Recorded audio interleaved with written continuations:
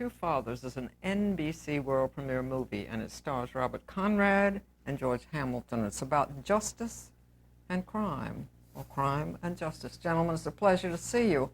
Robert, I understand that you produced the movie as well as starring in it, your company, right? Mm-hmm.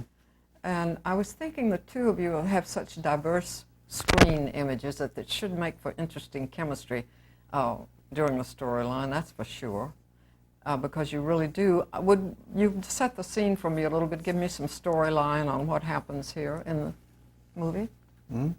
George and I are both parents of college-age children who both study law at the university at Harvard, mm-hmm. and have elected to get married.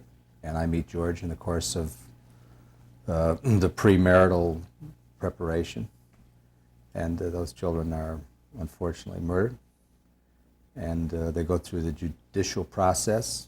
The killers of the children are found, they never go to trial. They make bail, and they jump bail. So what we have here is two people free that have killed our children. Not actually taking the law in your own hands, you're saying, but going about to see what to do about it? Or? Well, we just don't leave it as fait accompli. I mean, it's something that has to be done.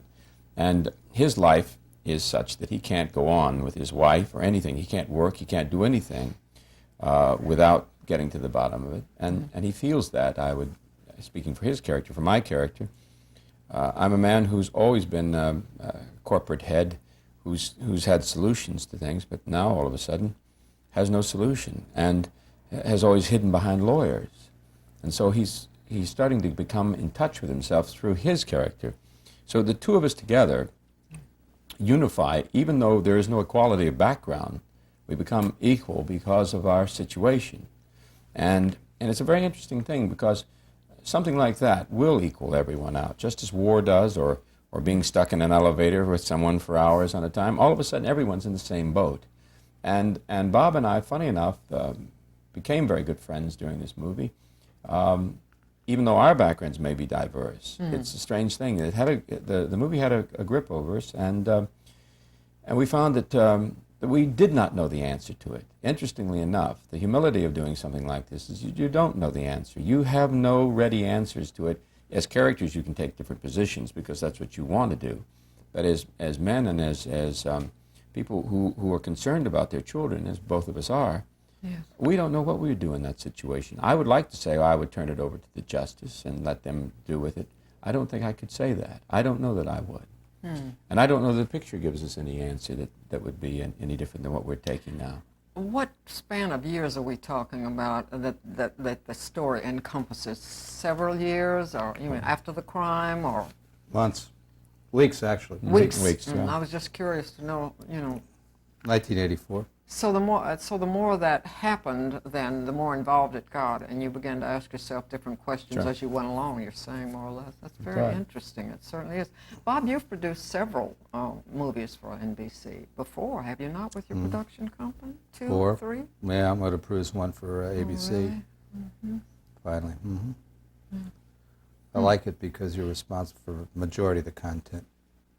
And George, lately you've been more involved in comedy or tongue-in-cheek things, really. Well, I produced three Love at First major Bite. films. When I say major films, I mean films for theatrical release, in the sense I did years ago a film about Evel Knievel. Yes. Then I produced a film called Love at First Bite, and then a film called Zorro the Gay Blade. The two latter ones were totally comedy, and I haven't really worked in three years, really. I did a little bit of something, but I really Did you didn't. enjoy that, getting into comedy Oh, yeah, that I way, love because comedy. it was a little bit offbeat from what you had been doing? Yes. That's right. Well, that's what happens. People now say, Yeah. well, this is a change of pace of what you've been doing. I mean, we go in those cycles. They say, well, he's an actor, and then all of a sudden you're a comedian. Then all of a sudden, well, my God, he's learned to act again. You keep going in these cycles. But it's part of stock and trade for us, and I don't think you should ever give it up, just as you should not give the theater up. That should be there part of the time. You should always return to those things. I guess both of you could be very much in empathy with the story, both being parents, right? I certainly was, and Yeah. it was Bob's whole, he motivated the story, produced it, he Yes. came to me with it, and I was thrilled to do it. Well, it's a powerful story, I'm sure. Looking forward to seeing it, and I know that many people can relate to it personally, and some by having friends that have maybe gone through something similar. I think it's a great idea. Thank you, gentlemen. Thank you. Thank you.